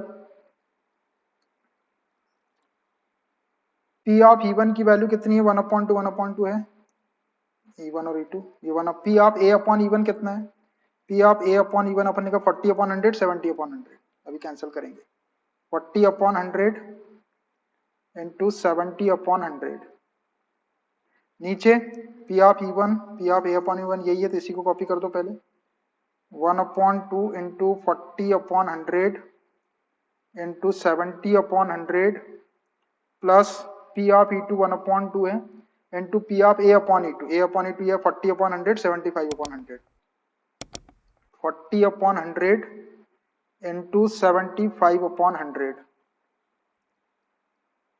देखो इसको ध्यान से, 1/2 है, 1/100, 1/100, 1/2, 1/100, 1/100, 1/2, 1/, ये सब डिनोमिनेटर पूरा खत्म हो जाएगा सबका, डिनोमिनेटर को खत्म कर दो। ऊपर बच गया आपका 40 इंटू 70, नीचे 40 इंटू 70 प्लस 40 इंटू 75, नीचे से 40 कॉमन निकाल देता हूं मैं, 40 इंटू 70, नीचे से 40 कॉमन निकाल दिए, यहाँ बचा 70 प्लस 75, 40 से 40 कैंसिल कर लो, ऊपर 70 बच गया, और 70 में 75 प्लस करेंगे तो कितना हो जाएगा, 70 प्लस 75 करेंगे तो कितना हो जाएगा, कितना होगा भाई, ये 5 7 और 7 14 145 है ना। इसको कैंसिल कर लो, कितने से कैंसिल हो जाएगा ये, 5 से, 14 से नहीं 5 से, 5 1 जा 5, 5 4 जा 20, 5 2 जा 10 और 5 9 जा 45, तो ये आ गया आपका 14/29। 14/29 जो है वो प्रोबेबिलिटी इस बात की है कि उसको हार्ट अटैक आया और वो मेडिटेशन और उसका कोर्स कर रहा था, मेडिटेशन और योगा का कोर्स ले रहा था, फिर भी उसको हार्ट अटैक आया, हार्ट अटैक आना ही था उसको, लेकिन 40/29 प्रोबेबिलिटी होगी इसकी। 14 नंबर का क्वेश्चन देखिए, each element, question number 14, each element of second order determinant, each element of second order determinant, second order determinant का मतलब आपको मालूम है, इज आइदर 0 और 1, what is the probability that the value of the determinant is positive. आपको probability calculate करना है कि उस डिटर्मिनेंट की जो वैल्यू है वो पॉजिटिव है। Assume that the individual entries of the determinant are chosen independently, each value being assumed with probability 1/2। वो जो entries उसके अंदर रखेंगे अपन each element की, उसकी probability 1/2 दी हुई है। तो सीधा सीधा है ये, each element of second order determinant, second order determinant मतलब जिसमें 2 रो और 2 कॉलम रहेगी, ठीक है, उसका जो हर एक एलिमेंट है वो या तो 0 है या फिर 1 है, 0 है या 1 है। तो आपको प्रोबेबिलिटी निकालना है कि what is the probability that the value of the determinant is positive, उस डिटर्मिनेंट की वैल्यू पॉजिटिव होना चाहिए। 2/2 का डिटर्मिनेंट है तो डायगोनली मल्टीप्लाई करके मेन डायगोनल में से के प्रोडक्ट में से जो दूसरा डायगोनल है उसके प्रोडक्ट को माइनस कर दो, तो वो जो वैल्यू आना चाहिए वो कैसी आना चाहिए, पॉजिटिव आना। देखिए मैं लिखता हूँ तो ये क्लियर हो जाएगा, डिटर्मिनेंट का चैप्टर बहुत दिन पहले पढ़े थे अपन ने, लेट, एक सेकेंड ऑर्डर का डिटर्मिनेंट कंसिडर कर रहा हूँ मैं, डिटरमिनेंट के लिए साइन रहते हैं A1 B1 A2 B2, second order का है ये 2/2 का, इसको कहते हैं सेकेंड ऑर्डर का डिटरमिनेंट। अब इसका जो हर एक एलिमेंट है ये A1, ये या तो 0 है या फिर 1 है, 0 आने की प्रोबेबिलिटी, 0 रखने की प्रोबेबिलिटी भी 1/2 है, 1 रखने की प्रोबेबिलिटी भी 1/2 है, ठीक। B1 जो है ये भी 0 रख सकते हैं, 1 रख सकते हैं, A2 को 0 या 1, B2 को 0 या 1, और हर एक एलिमेंट की क्या प्रोबेबिलिटी थी, each value being assumed with probability 1/2। The individual entries of determinant are chosen independently, कोई भी वैल्यू इंडिपेंडेंटली आप चूज कर सकते हो, और हर एक वैल्यू की जो प्रोबेबिलिटी 1/2। तो अब देखिए इसमें एन ऑफ एस कितना हो जाएगा, इसका total number of possible outcome क्या हो जाएगा, एन ऑफ एस। देखो ये वाले एलिमेंट को दो तरीके से रख सकते हैं, 0 रख सकते हैं, 1 रख सकते हैं, ये वाले एलिमेंट को भी 0 रख सकते हैं 1 दो तरीके से, ये वाले एलिमेंट को भी 0 या 2, ये वाले एलिमेंट को भी 0 या 2, तो टोटल पॉसिबल आउटकम कितने हो जाएंगे, 2 इंटू 2 इंटू 2 इंटू 2, 2 दूनी 4 दूनी 6 दूनी 8, 8 आ जाएगा, 8 दूनी 16, तो ये एन ऑफ एस आपका 16 होगा, मतलब 16 डिटरमिनेंट बना सकते हैं आप ऐसे, 0 और 1 रख के, आप चाहे तो बना के देख लो, 0 1 0 1 0 1, 0 रखो 1 रखो 0 रखो, हर एक एलिमेंट तो ऐसे 16 डिटरमिनेंट बन जाएंगे आपके, तो टोटल पॉसिबल आउटकम आपके 16 हो गए। अब एक इवेंट लेते हैं अपन, कौन सी, कि जो प्रोबेबिलिटी बोल रहा हूं, probability that the value of determinant is positive, value of determinant is positive, इस इवेंट को मैं ई कंसीडर कर लेता हूं, लेट ई, क्या value of determinant is positive, value of determinant is positive, positive समझता आपको ग्रेटर देन 0 वैल्यू होना चाहिए। तो अब इसमें कौन कौन से डिटरमिनेंट आ जाएंगे, 2/2 के, देखो 2/2 के डिटरमिनेंट को सॉल्व करना आपको होता है, इन दोनों का मल्टीप्लाई करेंगे माइनस इन दोनों का मल्टीप्लाई, तो जब आप इसको सॉल्व करेंगे तो क्या आना चाहिए, आपकी ग्रेटर देन 0 वैल्यू आना चाहिए। तो क्या क्या ले सकते हैं अपन, 1 को डायगोनली लेना पड़ेगा आपको, 1 1। अब देखो मैंने यहाँ पे 0 रख दिया और यहाँ पे मैं 1 रख देता हूँ, एक डिटरमिनेंट तो ये बन गया, चेक करो इसकी वैल्यू पॉजिटिव है कि नहीं, 1 1 जा 1, -1 इंटू 0 0, तो वैल्यू कैसे आ जाएगी, 1 आ जाएगी, पॉजिटिव है। एक ऐसा डिटरमिनेंट हो सकता है। फिर से आप 1 1 डायगोनली रखो, अब 0 को यहाँ रख दो और 1 को यहाँ कर दो, आप चेक करो, इसकी वैल्यू पॉजिटिव आएगी। 1 1 जा 1 में 0 इंटू 1 0, 1 माइनस 0 करेंगे तो 1 पॉजिटिव वैल्यू आ जाएगी। फिर एक डिटर्मिनेंट, ये 1 और 1 को डायगोनली रखना है तभी पॉजिटिव वैल्यू आ पाएगी। यहाँ भी 0 रख दिए और यहाँ भी 0 रख दिए तो भी देखो वैल्यू पॉजिटिव जाएगी। 1 इंटू 1 1 माइनस 0, 1 माइनस 0 1 आ जाएगा पॉजिटिव वैल्यू। और एक केस और बनेगा, ये डायगोनली रहेगा आपका 1 1, अब यहाँ भी 1 ले लो और यहाँ भी नहीं, अब यहाँ 1 1 लेंगे तो नहीं होगा ना, 0 हो जाएगा। बस ये तीन ही केस बनेंगे बेटा, तीन ही केस बनेंगे, अब चौथा केस में नहीं बन रहा है।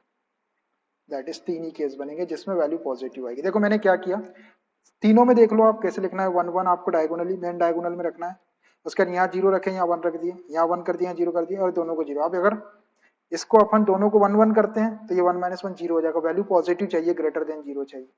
और एक को 0 एक को 1, ये तो अपन रख ही चुके हैं, इसको 0 इसको 1, ये 0 1, इसको 0 इसको 1 रख सकें, दोनों 1 1 नहीं रखना आपको यहाँ पर, तो वैल्यू 0 हो जाती है। ये तीन केसेस ऐसे हैं जिसमें value of determinant is positive, तो ये फेवरेबल केसेस हो जाएंगे आपके। That is N of E क्या हो गया, 3 हो गया। तो देयरफॉर रिक्वायर्ड प्रोबेबिलिटी क्या होगी, therefore probability that the value of determinant is positive, P of E क्या हो जाएगा, ये इवेंट ई को लिए अपन ने पॉजिटिव। टोटल केसेस 16 है और फेवरेबल केसेस 3, तो 3/16 इसका आंसर हो गया। 3/16 is the required probability that the value of determinant is positive। समझ में आया, अच्छा क्वेश्चन है, 1 नंबर या 2 नंबर के लायक क्वेश्चन, 1 नंबर या 2 नंबर के लायक क्वेश्चन है, ठीक है। तो आंसर भी दिखा देता हूं मैं आपको 14 वाले का, ये रहा 14 का answer, 3/16। Miscellaneous exercise on chapter 13, question number 15, an electronic assembly consist of two subsystems say A and B। एक इलेक्ट्रॉनिक असेंबली है, उसमें दो सब सिस्टम्स है, मान लीजिए A and B। From previous testing procedures the following probabilities are assumed to be known। P of A fails, मतलब probability of A fails, वो जो A सब सिस्टम है वो फेल हो जाता है, उसकी प्रोबेबिलिटी है 0.2। Probability of B fails alone, अकेला बी फेल होता है, इसकी प्रोबेबिलिटी है 0.15। P of A and B fail, दोनों भी फेल हो जाते हैं, ए एंड बी इंटरसेक्शन है उसके फेल का, उसकी probability 0.15। Evaluate the following probabilities, तो आपको ये प्रोबेबिलिटीज फाइंड आउट करना है, फर्स्ट और सेकंड दोनों। फर्स्ट है A fails, probability of A fails, ये स्लैश दिया हुआ ऑब्लिक, मतलब conditional probability, B has already failed, conditional probability P of A upon P of B. And second है P of A fails alone, केवल A fail होता है। तो अब देखिए सारे डेटा के अंदर इवेंट के फेल होने की प्रोबेबिलिटी दी हुई है, तो ए के फेल होने की प्रोबेबिलिटी है अपने पास में, बी के फेल होने की, ये बी फेल्स अलोन है, अकेला बी फेल होता है, उसमें ए का कोई पार्ट नहीं आना चाहिए, तो अपन बी के फेल होने की प्रोबेबिलिटी निकाल लेंगे। P of A and B fails, मतलब ये दोनों के इंटरसेक्शन, फेल होने के इंटरसेक्शन की प्रोबेबिलिटी है, तो आपको ये फाइंड आउट करना है। तो देखिए मैं क्या करता हूं कि पी ऑफ ए फेल्स, ए सब सिस्टम अगर फेल हो जाता है तो उसकी प्रोबेबिलिटी 0.2 है। अब probability of B fails alone, probability of B fails alone, अकेला बी फेल होता है, इज इक्वल टू 0.15। अकेला बी फेल होता है उसकी प्रोबेबिलिटी दी हुई है, लेकिन अपने को जैसा ये ए फेल्स दिया हुआ है ऐसे ही अपने को बी फेल्स की प्रोबेबिलिटी चाहिए, तभी तो अपन ये वाला कैलकुलेट कर पाएंगे। तो देखो इसको मैं एक वेन डायग्राम से बताता हूँ कि अपन कैसे निकालेंगे उसकी प्रोबेबिलिटी। मान लीजिए ये सैंपल स्पेस है, इसको एज बोल दिए अपन, ये सैंपल स्पेस है, इसके अंदर एक इवेंट ए ले लेता हूं मैं और एक इवेंट ले लेता हूं बी। ये है आपका ए और ये है आपका बी, ठीक है। ये ए के फेल होने वाली इवेंट है, ये बी के फेल होने वाली इवेंट है। अब देखो वो बोल रहा है कि बी फेल्स अलोन, अगर अकेला बी फेल होता है तो उसकी प्रोबेबिलिटी 0.15। तो अकेला बी कैसे होगा, देखो ये बी दिख रहा है आपको पूरा, कहां से कहां तक, ये पूरा बी है। तो ये बी में क्या हो रहा है कि ये जो इंटरसेक्शन वाला पार्ट है ये भी आ रहा है, आ रहा है ना, ये वाला पार्ट भी आ रहा है इसके अंदर बी के अंदर। अब ये पार्ट, ये जो ग्रीन मैंने किया है, ये इंटरसेक्शन वाला पार्ट ए में भी है और ये प्रोबेबिलिटी है बी फेल्स अलोन, केवल बी फेल होना चाहिए, मतलब ये वाला पार्ट अपने को इसमें से हटाना पड़ेगा। ये क्या है, इंटरसेक्शन वाला पार्ट है, तो अपन बी फेल्स अलोन को क्या लिख सकते हैं, इसको लिख सकते हैं probability of B minus probability of A intersection B. तो मैं इसको लिख दे रहा हूं, प्रोबेबिलिटी ऑफ बी फेल्स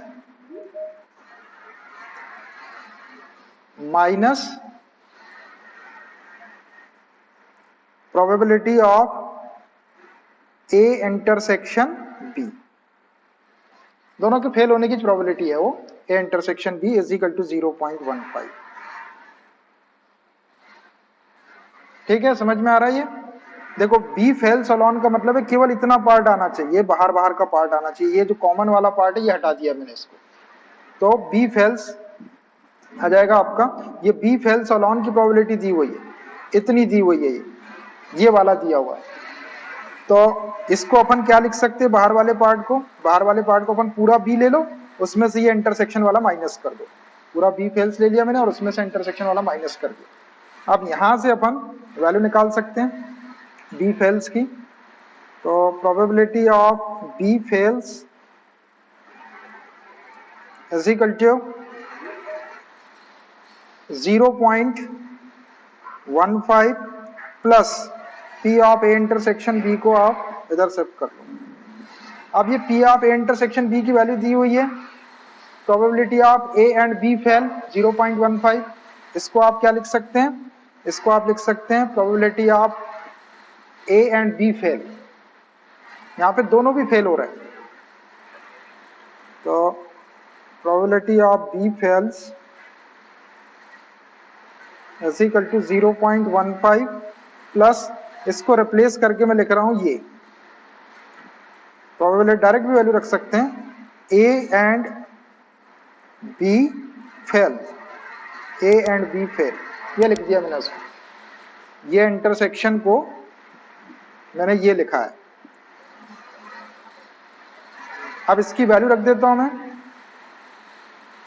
तो probability of B fails is equal to 0.15 plus probability of A and B fail की भी 0.15 है, 0.15 0.15 क्या हो जाएगा, प्लस कर दो दोनों को, तो probability of B fails is equal to 0.30, 15 15 30 हो गया, 0.30 आ गई इसकी प्रोबेबिलिटी, काहे की बी फेल्स की निकाल ली, बी फेल्स की प्रोबेबिलिटी हमने, ये ओनली बी फेल्स था आपका, इतना था, बी फेल्स अलोन अकेला फेल होता है, तो ये वाला पार्ट जो है अपन ने इसमें से माइनस कर दिए, तो ये आपका बी फेल्स आ गया। अब केवल बी फेल हो रहा है यहाँ पे, बी फेल्स मतलब बी पूरा फेल हो रहा है, ये बी के फेल होने की प्रोबेबिलिटी, पी आप बी निकाल लिया। अब पहला वाला पार्ट है प्रोबेबिलिटी ऑफ ए फेल्स, ये स्लैश है, upon B has already failed, conditional probability है, बी ऑलरेडी फेल्ड हो चुका है, अब आपको ए के फेल होने की प्रोबेबिलिटी निकालना है। तो फर्स्ट पार्ट जो हो जाएगा आपका probability of A fails upon B has already failed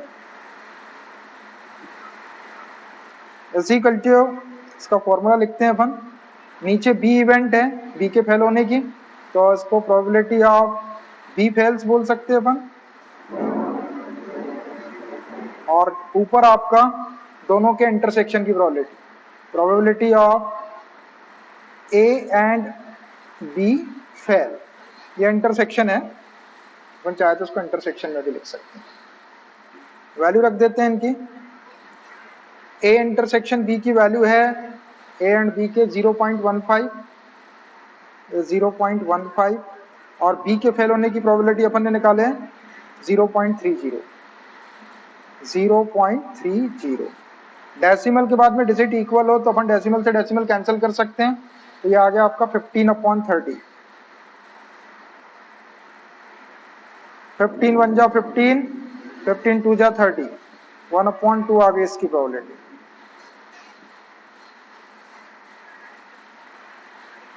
ये आपकी प्रोबेबिलिटी आ गई कि बी फेल होता है जबकि ए फेल होता है, जबकि बी ऑलरेडी फेल हो चुका है। पार्ट सेकेंड,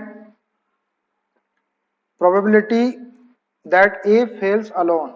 ए अकेला फेल होता है, तो ए के अकेले फेल होने की प्रोबेबिलिटी कैलकुलेट करने के लिए ये देखिए फिगर था अपने पास में, ये पूरा ए है, इसके अकेले फेल होने के लिए जो इंटरसेक्शन वाला पार्ट है पी ऑफ ए इंटरसेक्शन भी, इसको माइनस कर देते हैं। तो ये हो जाएगा probability of A fails alone is equal to P of A fails है पूरा minus P of A intersection B को माइनस कर दो। तो पी ऑफ ए को क्या लिख सकते हैं हम, P of A fails minus P of A and B fails. A and B fail, दोनों भी फेल होते हैं, इस बात की प्रोबेबिलिटी को माइनस कर देते हैं। पी ऑफ ए फेल्स है अपने पास में कितना है, पी ऑफ ए फेल्स 0.2, तो ये हो गया 0.2 minus P of A and B fail, A और बी दोनों के फेल होने की प्रोबेबिलिटी है, कहाँ गया इंटरसेक्शन वाला, ये P of A and B fail 0.15, 0.15 को माइनस कर दो तो क्या आ जाएगा, ये 0.20 हो जाएगा, इसमें से 15 माइनस कर देंगे तो 0.05, 0.05। ये जो है प्रोबेबिलिटी हो जाएगी आपकी किसकी, ए फेल्स अलोन की। 0.20 में से 0.15 माइनस करेंगे तो 0.05 आ जाएगा। ठीक है, चलिए दोनों पार्टों के आंसर देख लेते हैं इसके। ये रहा आपका 15 नंबर का फर्स्ट 0.5 मतलब 1/2 आया है अपना, उसको 0.5 लिख सकते हैं, और ये 0.05 आया है।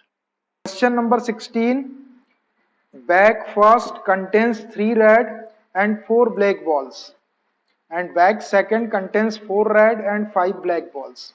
दो बैग है फर्स्ट और second, one ball is transferred from bag first to bag second. First bag से एक बॉल को सेकंड बैग में ट्रांसफर किया जा रहा है, and then a ball is drawn from second bag, और उसके बाद सेकंड बैग में से एक बॉल निकाली जा रही है। The ball so drawn is found to be red in colour, और इस टाइप से जो बॉल निकाली जा रही है या जो बॉल मिली, found to be red in colour, वो रेड कलर की बॉल है, तो ये जो है अपनी इवेंट ए है। ये find the probability that the transferred ball is black, तो वो जो ट्रांसफर की हुई बॉल है वो एक ब्लैक बॉल है, इस बात की प्रोबेबिलिटी निकालना है। देखिए बहुत ही अच्छा क्वेश्चन है, ऐसा क्वेश्चन अपन ने अभी किए नहीं है। फिर से देखिए, bag first contains 3 red and 4 black balls. एक फर्स्ट बैग है उसमें 3 रेड और 4 ब्लैक बॉल्स है, सेकंड बैग है उसमें 4 रेड और 5 ब्लैक बॉल्स है। One ball is transferred from bag first to bag second, first वाले बैग से एक बॉल निकाल के सेकंड बैग में ट्रांसफर हो रही है। Then a ball is drawn from second bag, उसके बाद में एक बॉल आपको सेकंड बैग से निकालना है, फर्स्ट बैग से ट्रांसफर करना है और सेकंड बैग से बॉल निकालना है। The ball so drawn is found to be red in colour, और वो जो सेकंड बैग से जो एक बॉल निकालेंगे वो रेड कलर की है, तो ये अपनी ए इवेंट है। तो find the probability that the transferred ball is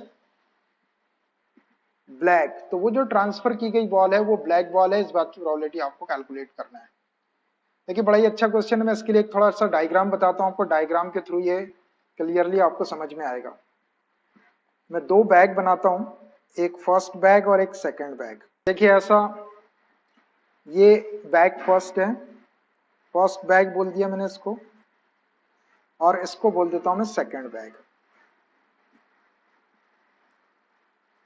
ठीक है, फर्स्ट वाला जो बैग है इसके अंदर 3 रेड और 4 ब्लैक बॉल्स है, 3 रेड बॉल्स है एंड 4 ब्लैक बॉल्स है, टोटल 7 बॉल्स है इसमें। और जो सेकंड बैग है उसमें 4 रेड और 5 ब्लैक, 4 रेड एंड 5 ब्लैक, ऐसी बॉल्स भरी हुई है। ठीक है, आप क्या बोल रहे हैं, 1 ball is transferred from bag first, इस फर्स्ट बैग से एक बॉल इस बैग के अंदर ट्रांसफर की जा रही है, इस फर्स्ट बैग से एक बॉल को ट्रांसफर किया जा रहा है किसके अंदर, इस सेकंड बैग के अंदर। ठीक है, उसके बाद then a ball is drawn from bag second, फिर इस सेकंड बैग में से एक बॉल निकाली जा रही है। तो वो जो सेकंड बैग में से एक बॉल निकालेंगे उसका जो कलर है वो रेड कलर दिया हुआ है कि रेड कलर की बॉल निकलेगी। तो अब आपको फाइनली ये कैलकुलेट करना है कि probability that the transferred ball is black, कि जो बॉल इसके अंदर ट्रांसफर की गई वो ब्लैक बॉल है। तो देखो फर्स्ट बैग से एक बॉल इसके अंदर ट्रांसफर कर रहे हैं, तो मैं सपोज कर लेता हूं कि ट्रांसफर्ड बॉल जो है वो या तो रेड कलर की होगी या ब्लैक कलर की होगी। तो ट्रांसफर्ड बॉल इज E1, एक इवेंट ले लेता हूं कि transferred ball is black, transferred ball is black, जो ट्रांसफर की गई बॉल है वो ब्लैक है, ब्लैक वाली बॉल ट्रांसफर करे। इस इवेंट को E2 ले लिया। जो बॉल ट्रांसफर कर रहा है वो रेड भी हो सकती है आपकी, दूसरी इवेंट ले लेता हूं E2, transferred ball is red, transferred ball is red. देखो इस बैग के अंदर दो कलर की बॉल है, रेड भी और ब्लैक भी है। तो जो बॉल को ट्रांसफर कर रहे हैं अपन वो आपकी ब्लैक हो सकती है, मैंने इस इवेंट को E1 लिया। रेड बॉल भी ट्रांसफर कर सकते हैं इसमें से, इस इवेंट को मैंने E2 लिया है। तो अब देखो एक रेड या एक ब्लैक बॉल इस फर्स्ट बैग से सेकंड बैग में ट्रांसफर की जा रही है, तो इसमें एक बॉल बढ़ जाएगी, इसमें +1 बॉल हो जाएगी, एक बॉल इसके अंदर और बढ़ जाएगी।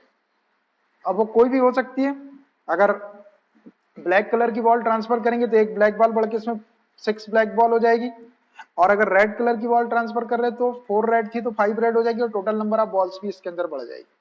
तो देखो मैंने दो इवेंट जो रहती है अपनी E1 और E2, तो मैंने क्या लिया है कि ट्रांसफर्ड बॉल इज ब्लैक, अगर ब्लैक बॉल ट्रांसफर की गई तो इस इवेंट को E1 ले लिया, अगर रेड बॉल ट्रांसफर की गई इस बैग से तो उसको मैंने E2 ले लिया। अब क्या करना है कि एक बॉल इसमें से निकालना है सेकंड बैग में से, और वो जो बॉल निकालेंगे वो रेड कलर की है। The ball so drawn is found and then a ball is drawn from second bag, एक बॉल पहले ट्रांसफर कर दी मैंने फर्स्ट बैग से सेकंड बैग में, वो ब्लैक भी हो सकती रेड भी हो सकती, उसके बाद में then a ball is drawn from second bag, second bag से एक बॉल आपको निकालना है। The ball so drawn is found to be red in colour, और वो रेड कलर की बॉल है। जो सेकंड बैग में से जब अपन बॉल निकालेंगे तो रेड कलर की, इस इवेंट को अपन ए बोल देंगे।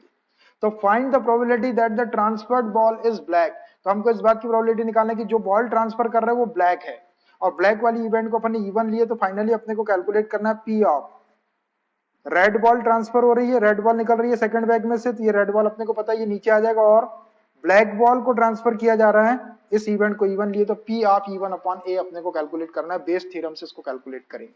तो इतनी चीज आपको समझ में आना चाहिए। चलिए अब जब अपन ने एक ब्लैक बॉल इसके अंदर ट्रांसफर करे है ना, इस इवेंट को E1 लिए, तो ब्लैक बॉल की प्रोबेबिलिटी क्या हो जाएगी, P ऑफ E1। अगर अपन ब्लैक बॉल को ट्रांसफर करें तो ब्लैक बॉल को ट्रांसफर करने की प्रोबेबिलिटी कितनी होगी, देखो इसमें ब्लैक बॉल कितनी दिख रही है आपको, 4 दिख रही, टोटल नंबर ऑफ बॉल 3 + 4 7, और ब्लैक बॉल कितनी है 4, तो 4/7 हो जाएगी ब्लैक बॉल को ट्रांसफर करने की प्रोबेबिलिटी। ऐसा ही P ऑफ E2 निकाल लो, जो बॉल अपन ट्रांसफर कर रहे हैं वो बॉल रेड भी हो सकती है आपकी, यहीं से फर्स्ट बैग से तो कितनी बॉल है, टोटल 7 है, 3 + 4 7, और रेड बॉल कितनी है, रेड बॉल 3 है, तो इसकी प्रोबेबिलिटी कितनी है, टोटल 7 और रेड बॉल है आपकी 3, तो 3/7। देखो दोनों प्रोबेबिलिटी निकाल लिया मैंने। अगर ब्लैक बॉल को ट्रांसफर करते हैं तो P ऑफ E1 4/7, अगर रेड बॉल को ट्रांसफर करते हैं इसके अंदर तो टोटल 7 है और रेड बॉल 3 है, तो 3/7। ये ब्लैक बॉल और रेड बॉल को ट्रांसफर करने वाली मैंने प्रोबेबिलिटी निकाल लिया, P ऑफ E1 और P ऑफ E2। अब अपन एक इवेंट, जो बॉल सेकंड बैग में से आपको बॉल निकालना है इस बैग में से, और वो बॉल कैसी निकल रही, रेड कलर की निकल रही, तो इस इवेंट को ए ले लो। A is an event getting red ball, getting red ball, red ball. अब जो बॉल इसमें से निकाले वो रेड बॉल निकाले, इस इवेंट को मैंने ए ले लिया। तो अब हमको इस बात की प्रोबेबिलिटी निकालना है कि रेड बॉल निकलने की प्रोबेबिलिटी क्या होगी जब बैक फर्स्ट में से ब्लैक बॉल ट्रांसफर की गई। तो P of A upon E1, ये जो प्रोबेबिलिटी निकल रही, प्रोबेबिलिटी काय की है, ये प्रोबेबिलिटी है रेड बॉल की, जबकि एक ब्लैक बॉल ट्रांसफर की गई। ध्यान से देखना, जब इसके अंदर एक ब्लैक बॉल ट्रांसफर की गई तो ये 5 ब्लैक थी तो 6 ब्लैक होगी, लेकिन रेड तो 4 ही रही, और टोटल नंबर ऑफ बॉल्स 10 है। बॉल रेड निकाल रहे हैं अपन, तो टोटल नंबर ऑफ बॉल्स 10 हो गई। इसमें एक ब्लैक बॉल ट्रांसफर करने से ये 6 रेड बॉल हो गई, लेकिन रेड 6 ब्लैक बॉल हो गई इसके अंदर, लेकिन रेड बॉल तो 4 ही है। और अपने को निकालना क्या, रेड बॉल की प्रोबेबिलिटी। रेड बॉल की प्रोबेबिलिटी जब एक ब्लैक बॉल ट्रांसफर की गई तो रेड बॉल कितनी है इसके अंदर, रेड बॉल इसके अंदर 4 है, तो वो 4 ही रहेगी। ब्लैक बॉल बढ़ेगी, अपने को ब्लैक बॉल की प्रोबेबिलिटी नहीं चाहिए, रेड बॉल की चाहिए, तो ये 4 ही रहेगा, 4 अपॉन 10। एक ब्लैक बॉल ट्रांसफर करने के बाद रेड बॉल निकालने की probability, total number of balls 10, black ball 6 हो जाएगी, लेकिन रेड बॉल 4 ही रहेगी, तो 4 अपॉन 10 इसकी प्रोबेबिलिटी होगी। दूसरा, and probability of A upon E2। अब फिर से अपने को एक रेड बॉल निकालना है, फिर से रेड बॉल की प्रोबेबिलिटी निकालना है, जबकि इस बार क्या किया गया, ट्रांसफर्ड बॉल इज रेड। अब रेड बॉल को ट्रांसफर किया गया, जब रेड बॉल को ट्रांसफर करेंगे तो ये 4 + 5 9 + 1, तो टोटल नंबर ऑफ बॉल्स तो 10 हो गई। और रेड बॉल ट्रांसफर की गई तो रेड बॉल 5 हो गई, और निकालना भी अपने को रेड बॉल ही है, तो 5 रेड बॉल हो गई। 5 रेड बॉल में से एक रेड बॉल 5 अपॉन 10 वेज में, ठीक है। मैं सबको अपॉन में 10 ही रहने दो, बाद में कैंसिल हो जाएगा। समझ में आ रहा है, ये बॉल अपने को रेड ही निकालना है, भले ही आप चाहे ब्लैक बॉल ट्रांसफर करो चाहे रेड बॉल ट्रांसफर, एक बॉल बढ़ जाएगी आपकी, और नंबर ऑफ बॉल्स आपकी एक एक बढ़ रही है। रेड अगर ट्रांसफर करते एक रेड बढ़ेगी, ब्लैक ट्रांसफर करेंगे तो ब्लैक बढ़ेगी, लेकिन निकालना आपको रेड बॉल ही है। जब आपने ब्लैक बॉल ट्रांसफर किए थे तब भी रेड बॉल निकालना है आपको, ऊपर ए जो इवेंट है वो रेड बॉल वाली, और जब आपने रेड बॉल ट्रांसफर किए थे तब भी आपको रेड बॉल ही निकालना, तो एक रेड बॉल बढ़ जाएगी 5 अपॉन 10। ये आ गया अपने पास में, अब सब आ गया। P ऑफ E1 है, P ऑफ E2 और P of A upon E1, P of A upon E2 आ गया।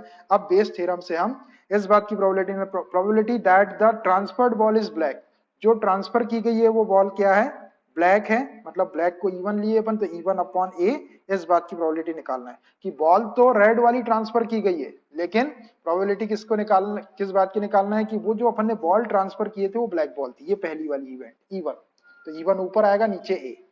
इसको अपन बेस थ्योरम से निकाल लेते हैं। Bye Bayes theorem, Bayes theorem, probability that the transferred ball is black, probability that the transferred ball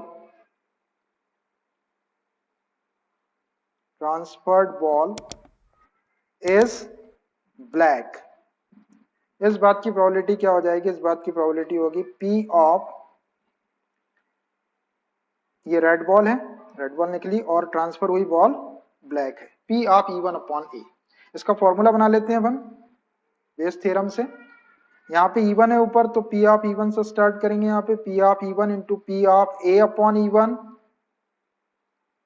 नीचे total probability से E1 से E2 तक, P of E1 into P of A upon E1 plus P of E2 into P of A upon E2, रख दो इसमें value. देखिए P of E1 की value कितनी है, P ऑफ E1 की वैल्यू है 4 अपॉन 7, और P of A upon E1 है आपका 4 अपॉन 10। ये 4 अपॉन 7 इंटू 4 अपॉन 10, यही वाला आपका यहाँ पे, इसको कॉपी कर दो, 4 upon 7 into 4 upon 10 plus P of E2 कितना है, P ऑफ E2 है 3 अपॉन 7 और ये 5 upon 10, 3 upon 7 into 5 upon 10। Value सही रखें, देख लो सही वैल्यू रखना है। चलिए 7 और 10 है, डिनोमिनेटर में 1/7 1/10, यहाँ भी 1/7 1/10, यहाँ भी 1/7 1/10, ये सब साफ हो जाएगा। इसको सबको कैंसिल कर दो, सिर्फ न्यूमरेटर का जो है वो लिख दो। 4 4 जा 16, 4 4 जा 16 प्लस 3 5 जा 15, 16 16 plus 15 31, 16/31 is the required probability that कि ट्रांसफर्ड बॉल इज ब्लैक, और उसमें से एक रेड बॉल निकाली गई, ये अपने को पता है, और ट्रांसफर्ड बॉल कैसी है, ब्लैक है। देखो बड़ा ही अच्छा क्वेश्चन था ये। यहां से आपको ऐसा मैंने ये सपोज करके बताया, ट्रांसफर्ड बॉल जो हो रही है उसकी प्रोबेबिलिटी आपको निकालना, जबकि एक रेड बॉल निकल चुकी थी, एक बार E1 लिए ट्रांसफर्ड बॉल ब्लैक करें, और ट्रांसफर्ड बॉल जब रेड थी तो उसको E2 लिए। अब ये क्वेश्चन कभी ऐसा भी पूछ सकता है कि जो ट्रांसफर्ड बॉल है वो रेड है, तो आपको यहाँ पे P(E2)A निकालना पड़ेगा। समझ में आया? बहुत समझने वाला क्वेश्चन है, तो छोटा सा क्वेश्चन लेकिन बड़ा बड़ा ही सुंदर क्वालिटी का क्वेश्चन है ये। 5 नंबर का क्वेश्चन है, समझने लायक क्वेश्चन है, गलती नहीं करना। चलिए आंसर दिखाता हूं मैं आपको, और ये हो गया आपका बेस थ्योरम, और ये प्रोबेबिलिटी भी डन हो गई अपनी। एक तो ऑब्जेक्टिव देख लेते हैं, ये 16/31। Choose the correct answer in each of the following. Question number 17, if A and B are two events such that P of A is not equal to 0 and P of B upon A is equal to 1, then option दिए A is a proper subset of B, B is a proper subset of A, B is equal to 5 and A is equal to 5। तो कौन सा option correct है ये देखते हैं अपन। P of A is not equal to 0 दिया हुआ और ये कंडीशन दी हुई है, इसको ले लेता हूं मैं, P of B upon A is equal to 1, P of B upon A is equal to 1। तो इसको अपन क्या लिखते हैं, कंडीशनल प्रोबेबिलिटी, नीचे A है तो इसको P ऑफ A लिख देते हैं, और ऊपर दोनों के इंटरसेक्शन की probability P of A intersection B is equal to 1। इसको क्रॉस मल्टीप्लाई कर लो तो P of A intersection B is equal to P of A का 1 में इंटू कर दिए तो P ऑफ A। अब देखिए अपनी कंडीशन में प्रोबेबिलिटी है नहीं, प्रोबेबिलिटी हटा दिया उसने इसमें सब में से, तो अपन दोनों साइड से प्रोबेबिलिटी को कंपेयर कर लेते हैं, तो प्रोबेबिलिटी अपन भी हटा देते हैं। P ऑफ P को हटा दो तो A intersection B is equal to A। देखो A intersection B is equal to A आ रहा, मतलब A में और B में जो कॉमन है वो A है, तो कॉमन कौन सी चीज रहती है, जो छोटी रहती है, जो अब A जो है वो A में भी होगा और A जो है वो B के अंदर भी होगा। तो A इंटरसेक्शन B को अपन क्या लिख सकते हैं कि A के अंदर जो एलिमेंट है वो B के भी एलिमेंट है, B के ही एलिमेंट है, लेकिन A के अंदर जो एलिमेंट होंगे वो B से कम होंगे। ये मैंने आपको उस दिन एक डायग्राम बताया था छोटा सा, ये A है और इसके बाहर ये B है, ये B है, तो दोनों में कॉमन क्या हुआ, यही वाला पोर्शन कॉमन हो जाएगा दोनों के अंदर, A कॉमन हो जाएगा कॉमन। तो इसको लिख सकते हैं अपन, इसको क्या लिख दें, इसको लिख देते हैं हम A is a proper subset of B is equal to, बस ऐसा आ जाएगा, इसका मतलब हो जाएगा A is a proper subset of B, therefore A is a proper subset of B। A intersection B A के इक्वल आ रहा है, इसका मतलब ये है कि A जो है B का प्रॉपर सबसेट, मतलब A के अंदर जो एलिमेंट है वो B के ही एलिमेंट है ये B का भी एलिमेंट है और B से ज्यादा नहीं हो सकते A के अंदर एलिमेंट। ठीक, तो A is a proper subset of B, कौन सा ऑप्शन आ रहा है, option A is correct, option A is correct, A option correct. ऐसी कंडीशन अपन ने पहले भी यूज की है, A intersection B equal to A हो तो A is a proper subset of B। ठीक है, क्वेश्चन नंबर 18 देखिए, P of A upon B is greater than P of A, then which of the following is correct, कौन सा correct है इसमें से ये बताना है। तो ये जो कंडीशन अपने को दी इसी को लेके सॉल्व कर लेते हैं, तो देखते हैं कौन सा आता है। P of A upon B conditional probability है is greater than P of A, तो इसकी वैल्यू रख देते हैं P of A upon B, नीचे B दिख रहा है तो इसको P ऑफ B बोल दिए हमने, है ना, ऊपर A और B है तो दोनों के इंटरसेक्शन की प्रोबेबिलिटी ले लो, P of A intersection B is greater than P of A, ऐसा दिया है। इसका क्रॉस मल्टीप्लाई कर लो B का, P of A intersection B is greater than P of A into P of B, ऐसा लिख सकते हैं, है ना। अब यहां से दिख रहा है आपको, यहाँ इंटरसेक्शन में तो कुछ ये P of A intersection B is equal to P of A into P of B, लेकिन ये लेस देन दिया हुआ है यहाँ पे और अपना आ रहा है ग्रेटर देन, इसलिए ये तो नहीं है। ठीक है। अब ये B upon A B upon A B upon A में है तीनों, तो इसको बी अपॉन ए बनाने के लिए मैं क्या करता हूँ, ये पी ऑफ बी को नीचे, पी ऑफ बी अपॉन ए है तो पी ऑफ ए को नीचे ले आओ। किसको नीचे ले आते हैं, पी ऑफ ए को नीचे ले आते हैं। ये वाले पी ऑफ ए को क्रॉस मल्टीप्लाई करके नीचे ले आओ। तो P of A intersection B upon P of A is greater than P of B. अब देखो नीचे पी ऑफ ए है और ऊपर इंटरसेक्शन है, तो इसको P of B upon A लिख सकते हैं। P of B upon A is greater than P of B. देखो ये दिख रहा है आपको C option, P of B upon A is greater than P of B. Option B is correct, option C is correct, option C is correct, C option correct. ये वाला हो जाता था करेक्ट, कभी इसमें लेस देन का sign रहता है, ये ग्रेटर देन का साइन रहता है, यहाँ लेस देन का साइन है इसलिए ये वाला नहीं है। फिर अपन ने पी ऑफ बी अपॉन ए बनाने के लिए पी ऑफ ए को नीचे ले आए, इसको लिख दिया हमने, पी ऑफ नीचे ए था तो ए लिख दिया और ऊपर इंटरसेक्शन था, आपको पता है कि दोनों का इंटरसेक्शन लेना पड़ता, तो A intersection B upon P of A को मैंने P of B upon A लिख दिया। इसको सॉल्व करेंगे तो ये आ जाएगा, ये है ऑप्शन सी। चलिए एक आखिरी क्वेश्चन है इसका, question number 19, if A and B are any two event such that P of A plus P of B minus P of A and B का मतलब intersection is equal to P of A दिया हुआ है, then P of B upon A is equal to 1, P of A upon B is equal to 1, P of B upon A is equal to 0, P of A upon B is equal to 0। तो अपन ये जो condition दी हुई है इसी को लेके solve करते हैं तो कोई ना कोई रिजल्ट आ जाएगा। P of A plus P of B minus P of A intersection B, A and B लिख दो जैसा क्वेश्चन में गिवन है वैसे, A and B is equal to P of A. देखो पी ऑफ ए आपका इधर भी दिख रहा है इधर भी दिख रहा है, कैंसिल कर दो, क्या बचा, पी ऑफ बी को यहीं रहने दो, ये माइनस वाले को इधर शिफ्ट कर लो, P of A and B, A and B को इंटरसेक्शन लिख सकते हैं आप, ये P of B is equal to P of A intersection B. इसको क्रॉस मल्टीप्लाई करके ये इंटरसेक्शन वाले को मैं पी ऑफ बी से डिवाइड कर देता हूं, तो इधर बच जाएगा 1 P of A intersection B upon P of B.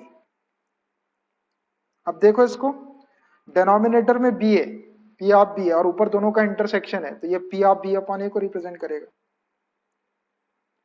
P of नीचे बी है ए अपॉन बी को रिप्रेजेंट करेगा ना, नीचे जो रहेगा उसी को रिप्रेजेंट करता है ए अपॉन बी। तो इसको अगर अपन लिखना चाहे तो पी ऑफ बी नीचे लिख देंगे, ऊपर दोनों का इंटरसेक्शन लिख देंगे, P of A upon B is equal to 1, दिख रहा है ऑप्शन, ये वाला ऑप्शन बी इज करेक्ट, ये option B is correct, P of A upon B is equal to 1, option B is correct,